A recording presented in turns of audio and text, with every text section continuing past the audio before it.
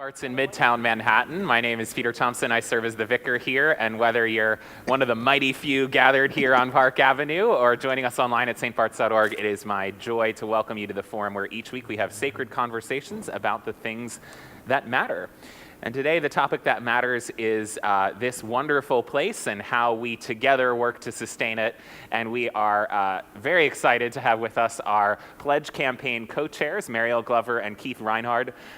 They have been working very hard before and during this campaign to help us all joyfully give to this place that we love so much and to this community that we love so much. And they've been working hard today so far that they and I are here starting at 7:30. They're going to be here until at least 6 o'clock tonight. This is Commitment Sunday, and you all are right at the center of it all. So I wonder if we can start. We've learned a little bit about you over the course of this campaign. So far, you talked at the opening Sunday at worship services. We've read emails from you. But not everyone knows you well, and I wonder if we can start by just introducing yourselves and telling us a little bit about who you are. Well, I'm Marielle. I am a Long Islander and now New Yorker. I'm a special ed teacher who works with little kids here in New York City. I came to St. Barts in 2019 after being Methodist most of my life. I was looking for a place that really aligned with my own political and personal beliefs, and St. Barts really kind of fit the bill for me, and I've absolutely loved being here ever since. Well, I'm Keith, and I grew up in a very small Swiss Mennonite community in Indiana, and I still appreciate the Mennonite values of hard work, perseverance, faith, and humility. In fact, I'm still involved with an organization called Mennonite Economic Development Association, which does amazing work in Africa and South America, lifting primarily women out of poverty with business solutions. But when they asked me to help them with their messaging, they said, not enough people know about us. And I said, well, as Mennonites, what are you most proud of? Our humility. I said, well, that's why nobody knows. That's why nobody knows about you. So anyway, during high school, I developed an interest in advertising, and in this little town, nobody knew what advertising was. An ad was something you put in the local paper to sell your cow or maybe your car.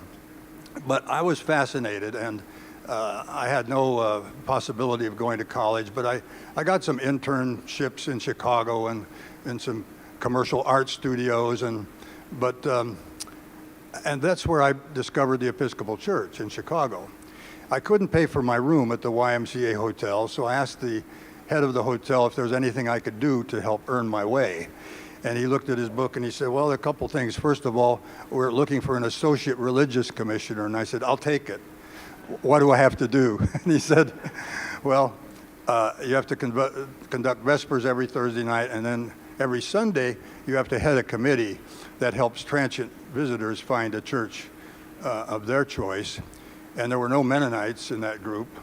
And I was the only person to take the Episcopalians to church. And I loved the liturgy, and I became fond of it and eventually became an Episcopalian that way. Anyway, so it took me 10 years to get a job actually in the advertising industry. I thought I was an art director because I'd worked in all these art studios. But the guy said, we don't have an opening for a beginning art director. We have an opening for a beginning copywriter. I said, I'll take it. And once again, he surprised me. My first assignment was write 26 humorous radio commercials for State Farm Insurance. I said, radio? I'm an art director, and how do you write funny? And he looked over his glasses and he said, you go back to your typewriter and type until you laugh. When you laugh, bring me what made you laugh. And if I laugh, it's funny. If I don't laugh, go back and type some more. So I couldn't make him laugh, but he went on summer holiday and I made the client laugh. And they gave me the agency's top producer, Christopher Ford, Harrison Ford's dad, took me to Hollywood. We made some commercials. They worked out. And so then they made me CEO of the big worldwide agency. So I'm a father of 7 kids and 6 grandchildren, the most recent November 10th. And thank you. My amazing wife passed a year ago in July. That's a little about me. Thank you, Keith. Thank you, Mariel. I wonder if you can both talk a little bit about what first brought you here to St. Barts, and then why did you stay? I think for me, my extended family was already Episcopalian or Anglican, and so I had familiarity. I had been to many Anglican churches before. And I really like tradition. I tend to like the, traditional services. I like an order of service. And it felt like a more logical step kind of coming out of Methodism to go into Episcopalian. But when it came to deciding which church I would call my home, St. Barts just felt like home, and that's kind of a silly, I guess, answer. There's no logical explanation for that. But I had gone to a few different churches, and I said, this is just where I feel very settled, very calm, and still, at this very moment, I feel very comfortable in this building. I'm often here maybe a bit too much, but I really just feel very calm when I'm here, and I feel very connected to God, and so that's what ultimately made my decision, and yeah, I think it was a good one. I'm comfortable with it. My first exposure really was in September 2001. Our corporate headquarters are a block away, no longer, but they were on Madison Avenue. And we were having an international board meeting. Started at 8 o'clock. And suddenly someone burst in and said, an airplane has just crashed into one of the Twin Towers. And so we stopped everything and watched what ensued. And one of the board members said, these were people from all around the world, said, what should we do? And Susan Gillette, another board member, said, we should pray. And so I said, well, we can pray here, but there's a church a block away, and the doors are open. And so that was my first actual encounter with St. Barts. But years later, I had been attending St. James, where I so appreciated the rector there. His name was Hayes Rockwell. And when he left to become Bishop of Missouri, I was no longer very happy there. But Hayes and his wife had a Christmas party every year, and they invited me. And so I said, okay, Hayes, where is it really happening in the Episcopal Church? And he said, Pasadena, California, and Bill Tully. So I couldn't go to Pasadena, but I called Bill Tully and asked him if I could buy lunch for him. And so we got along very well, and I became a member of St. Barts that way. Why I stay, the values on the leaflet, and people like your good self and Zach and Meredith, Stephanie, and Dean. What an amazing team. That's a really good reason to stay, and I hope it's a good reason for you to stay. Thank you both. Dean has said before that the people who lead the pledge campaign are kind of the top tier of leaders in the Episcopal Church. It's a real ask to ask you all to lead this effort. When Jama came to you and said, would you do this, why did you say yes? I admit that I did not say yes immediately. I'm going to be very, very honest about that. It took some convincing. Ultimately, one of the things that kind of convinced me is I was given the impression that I could, and it's very true, I could not do better in having a co-chair, when it came to Keith. I didn't know Keith very much before this, and everyone talked about how creative he was and how wonderful and how kind, and he is all of those things. He actually is. He's a remarkable human being, and I feel very blessed to have worked with him this year. But for me, that was kind of like the tipping point, because I knew that this was going to be a lot of work, and I knew that this was going to be something that would spread over several months. I'm very happy that I did it, but I was not an immediate jump into it. It really took some convincing, but I think that it was a wonderful experience. It was great to work with. We collaborated with a lot of wonderful people here at St. Barts, and yeah, it was a great decision. But ultimately the poll was Keith. Well, I'm very glad you said yes too. My first ask, I had lunch with Dean, and I said, I'm no longer a full-time caregiver. I'd like to sort of re-involve myself a little bit in the church, and maybe I could learn to be an usher or a reader. And he said, well, I have a better idea. and and he told me about the opportunity to be to be co-chair of the pledge committee.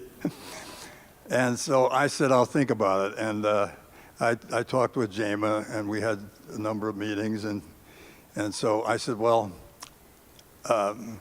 who's the co-chair going to be? And she had some ideas. And I said, well, make sure that it's somebody who is demographically my opposite. Because, and so, anyway, so I finally, and then I met Marielle, and I agreed that we would do this. But Buddy Stallings, who some of you know, was the rector here for a while, and he told me, he said, I just heard the most amazing thing. He said, I always thought you were smart and intelligent. Somebody told me that you've agreed to be co-chair of the pledge drive. He said, you are going to hate that decision. But thanks to Jema and Marielle and the wonderful team here, Kara and Ben, I mean, it was hard work, pretty much all summer, but it was gratifying, and I have my demographically opposite partner, and we got along very well. So tell me a little bit about this. I mean, I think everyone knew you both had a lot of fun with this, and yet you're so different in so many ways. Can you tell me why you all clicked, and what's the kind of secret recipe there?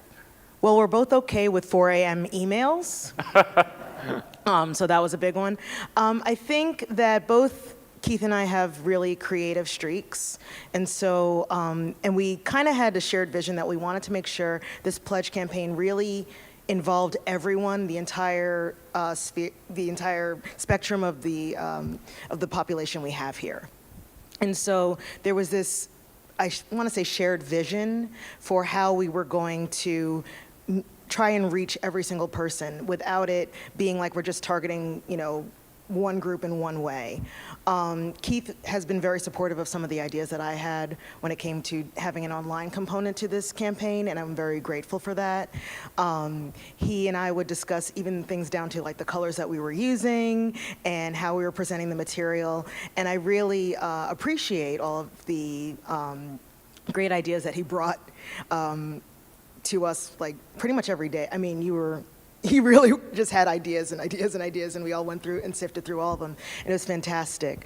Yeah, and I think Keith just really knows how to talk to everyone, and he was really, really fun to work with, and it didn't feel like this, really like this thing that weighed you down, and you're like, oh, gotta do this now.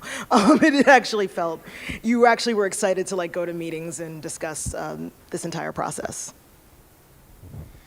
Well, she did bring a great youthful perspective to the whole thing, and working with creative people all my life, I learned that sometimes the best combination can be the fresh, youthful perspective combined with experience, and putting teams together like that has produced some pretty good ideas in my experience.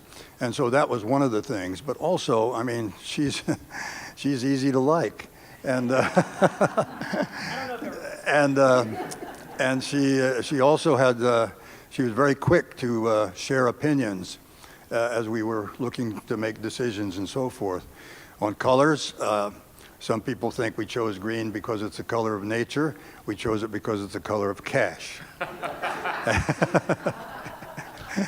And yellow is happiness and sunshine, and that's the halo.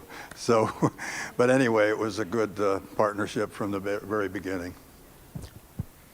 Tell me a little bit about the theme, Make a Joyful Pledge, and Find Joy in Return. It was important to you all to have joy at the center of it.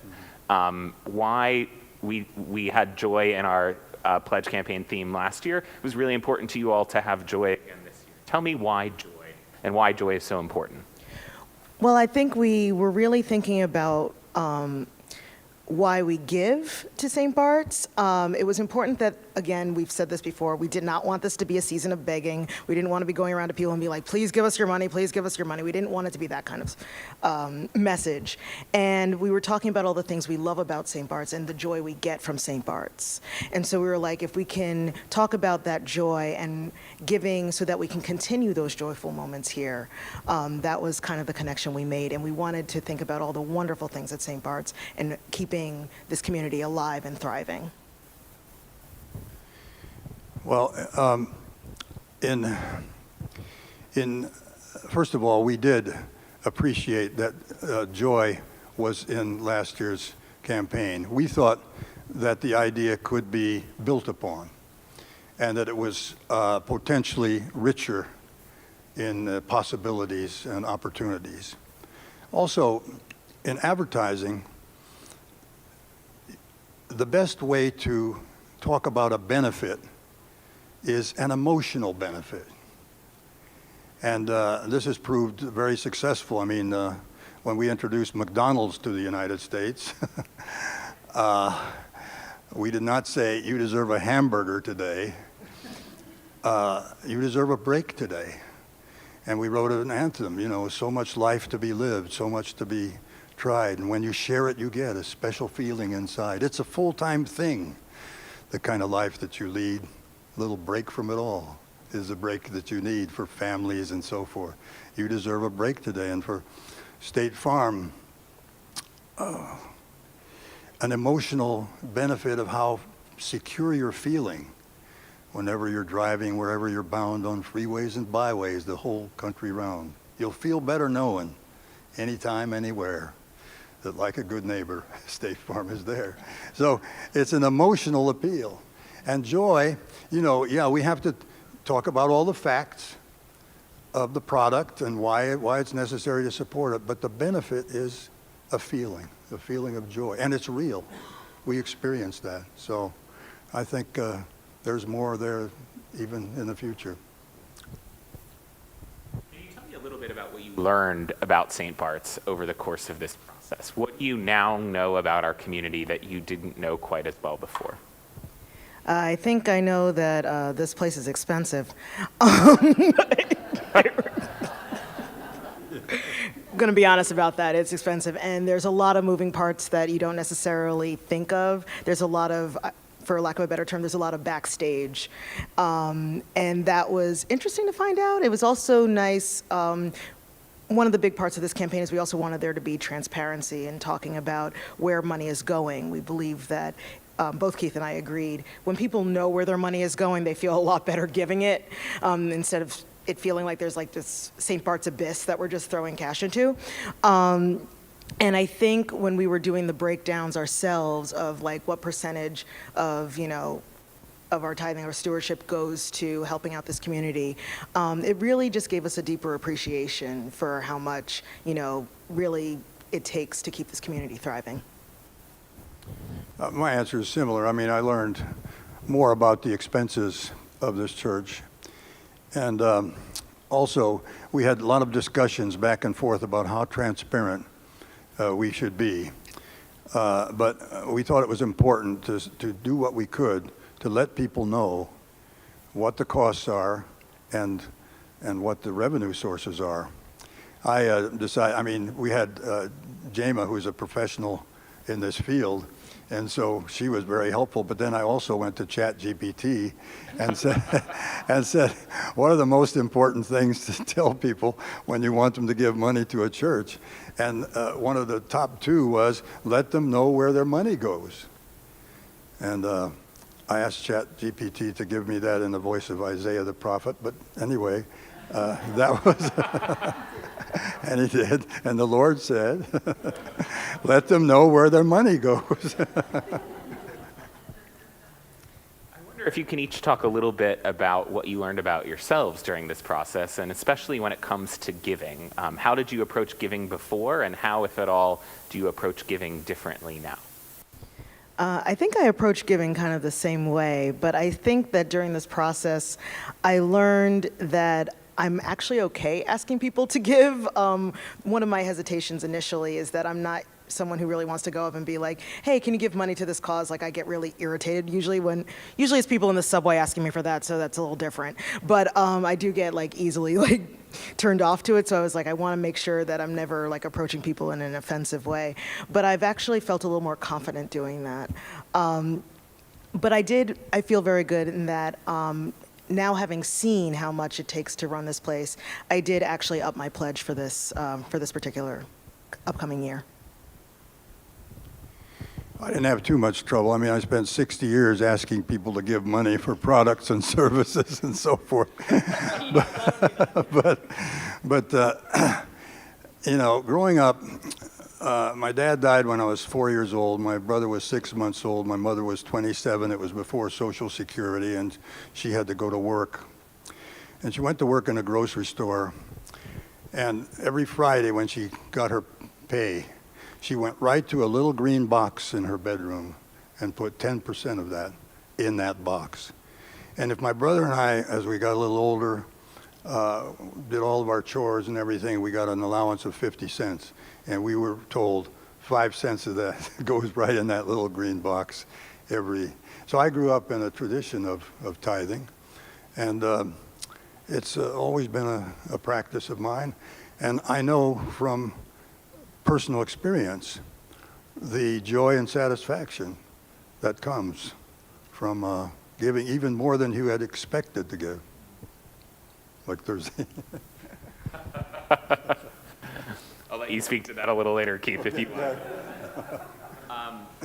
I wonder how this process has impacted your faith. Has the process of overseeing the pledge campaign for St. Barts changed your relationship with God at all? I think it has solidified my feeling that this is my home and that this is a community I belong to and I really want to invest in it. I think it's been a while since I felt that way. In terms of my relationship with God, I think my relationship with God has always been kind of constant, but I definitely feel more solidified to this particular location, this particular place. Well, I feel more connected to this place during this time, but not necessarily as a direct result of the work on the campaign, but it's related. My Jewish wife supported my membership here, and she really appreciated the social justice emphasis and so forth. And when she died, Meredith was right there for me. And with prayers and personal meetings and online meetings and recommendations and so forth. And then her grief group, which meets once a month, was also a big help. So, and I had some questions as part of my grief about God, because all those prayers, and there were ups and downs, and she'd come home from one examination and we got good news, and then 2 weeks later it was bad. So, but Meredith was right there, and St. Barts was right there for me, and so my relationship to this church was deepened during this period. A great deal of it because of that. So we have plenty of time for your own questions for Keith and Marielle. Suzanne, if you're here in the room, has question cards that she'll bring around. Just raise your hand and she'll bring one to you. If you're online, you can send me your questions, pthompson@stbarts.org. You can also use the live chat function on YouTube, the comments function on Facebook. And if you're in the room, email works as well. While we're waiting for those questions, a question for each of you. Marielle, you're one of the resident young adults here. We don't see as many people like us around here. How is the process of giving different for young adults? I know you were kind of sticking up for young adults through the process. You wanted content specifically tailored towards them. How can the church better reach young adults when it comes to giving and to everything else? Well, I think that's actually two kind of separate things. When it came to the pledge campaign, I think one of the, I won't say errors, but one of the missteps that often happens is that people will just mail out things, and the younger generation doesn't necessarily do like hard copy versions. And so an email, I will easily delete your email. It doesn't mean I dislike you, it just means I'm going to delete your email. So it's filling up the box. So I was really emphatic that we must have a social media portion to this campaign, and I felt that was a better way to reach young adults. Also, that came with like the way that we designed the campaign. We wanted it to be simple. We didn't want it to be like stained glass or like some sort of mosaic. Nothing wrong with either of those, but it doesn't necessarily attract the young adult's eye in the same way.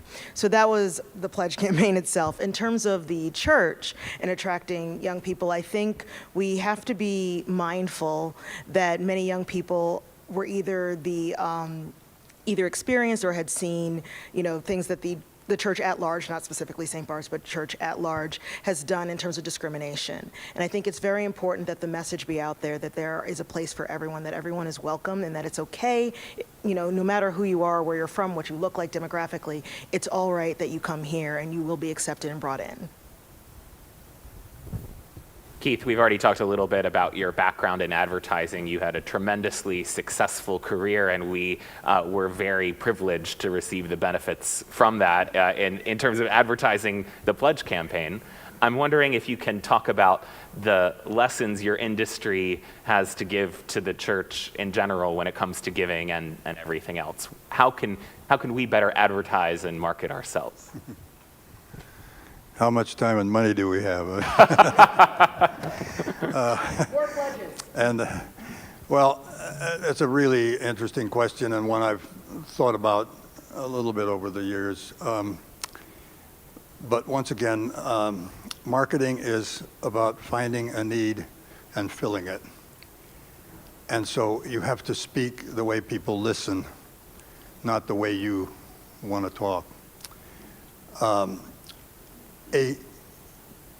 An amazing need right now. The Surgeon General of the United States says the risk is equivalent to 15 cigarettes a day, loneliness. And this is about welcoming and being a place for belonging. Look at Kate DiTullio's video, and how many people could we get to say that online? She talks about, she came to the city and it was lonely. There's so many people, but she was lonely. And a co-worker of hers said, why don't you try St. Bart's Church? And how she goes on about how she feels now belonging, and she has friends, and if she's not here, people say, where were you? That sense of belonging, and this is part of our whole brand, the welcoming. I would say our personality is warm, welcoming, and with it. We're very contemporary. And that benefit of belonging should be emphasized, perhaps even focused on, as a unique part, a unique appeal of this church. Normally the church has a good strategic plan. Normally we would overlay that with a marketing plan, which has a definition of the brand, and I think we're pretty good about that, followed by a set of goals, what you really want in terms of this marketing to do. That's followed by a SWOT analysis, strengths, weaknesses, opportunities, and threats, followed by market segmentation. Who are the different groups we want to reach? What are the ways to reach each of them? So that's a process that could do. Another thing maybe Hayes told me Pasadena and St. Barts. And if you look at All Saints' website, very similar to ours. I mean, they don't talk about radical welcome, they talk about radical inclusion and courageous justice. Maybe we should send a delegation to All Saints and ask them this question. Just a thought. So someone asks, how is the campaign going so far? Can you, I know you're going to give an update later at the service for those who haven't attended already today, but how are we doing?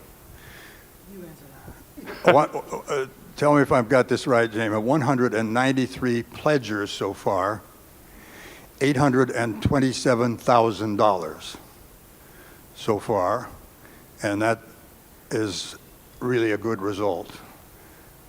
We need 3 times that much to cover the cost, but there's a lot of time left. But that's the report as of today.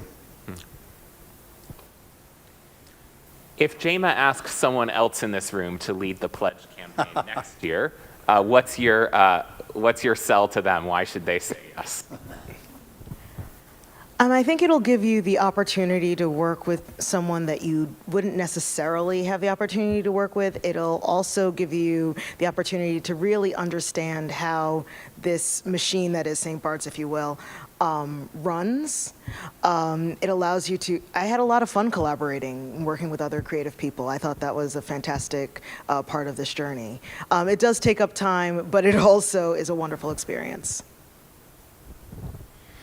I think probably this isn't an expected answer, but God gives us certain gifts, and we ought to be anxious and willing to see what we can do in His honor with those gifts, and there's great reward in that. There's so much need in the world right now. Why, amidst all those needs, should someone give to St. Bart's and to the church in general? Well, one of the things that we also talked about when we were designing this campaign and talking about the things that this community brings is that this community also gives back. And so when we're giving to St. Bart's, we're not just giving, to individuals here, we are giving to our community at large. And that is a big reason to continue giving to St. Bart's. Well, I agree with that. I think that's very well said, Marielle. And why give to St. Bart's? Why give to the church? Those of us who are Christian have been given many suggestions in the Scripture that this is supposed to be a priority. And we're also told in the Scriptures in Corinthians that we're supposed to do it with great joy, that God loves a cheerful giver. And some of us have other organizations that we support in some way. But as Christians, this ought to be the top priority, I think. Any other questions that I've missed?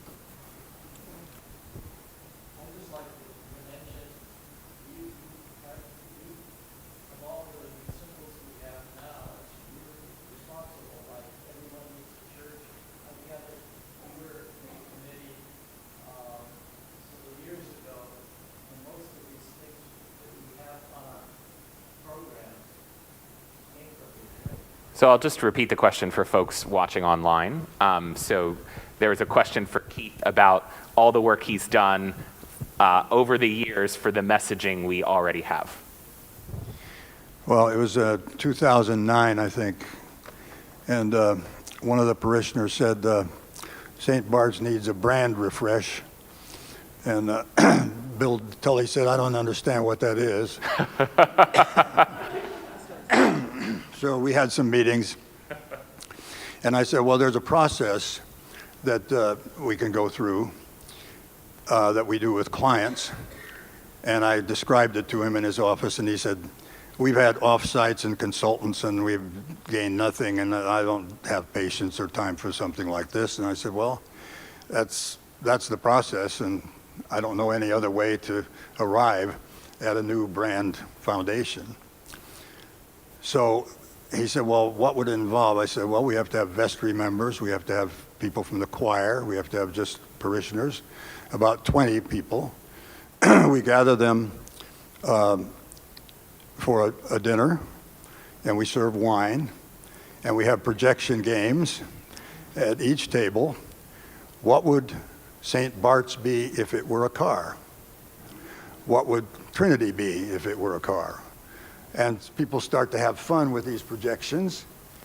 And in advance, excuse me, all these people were given about 12 questions to answer when they came together as a group. So, if there were no St. Barts, should one be created? Different questions that they had to work out. And then the following morning, we gathered together, and everybody gave their answers and shared with each other. And one of my associates was there, and we made great notes. And so Bill, who had said he'd have to leave at lunchtime, said, this is great. And he stayed for the whole thing, and he participated.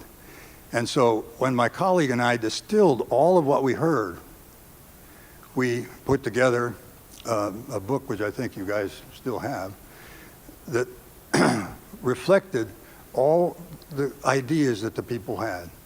And we distilled it in a prototype of what is now the values statement.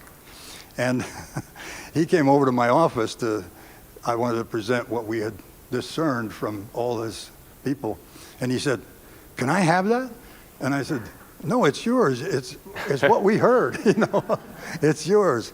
And so the definition of a strong brand is three things. You have to have a point of view about why we're here, how you feel about things, followed by a promise, which is implicit or explicit, wrapped in a personality, which is distinctive and sets you apart from others.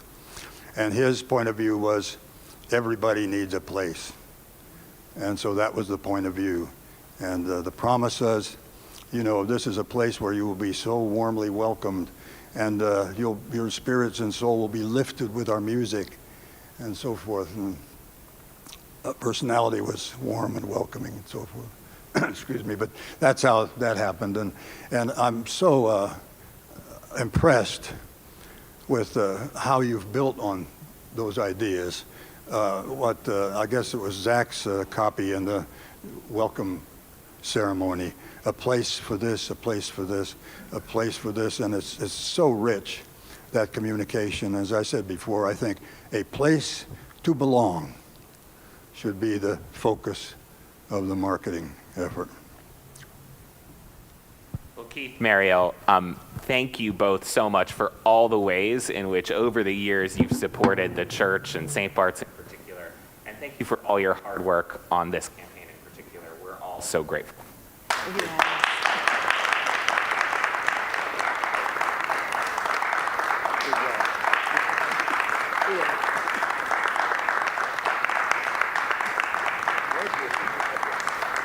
And speaking of gratitude, there's a holiday about that coming up in a few days. And next weekend with us, we're going to have Christy Nelson. She is a gratitude ambassador. She's written books on gratitude, and she's going to talk about the power of gratitude next week at the forum.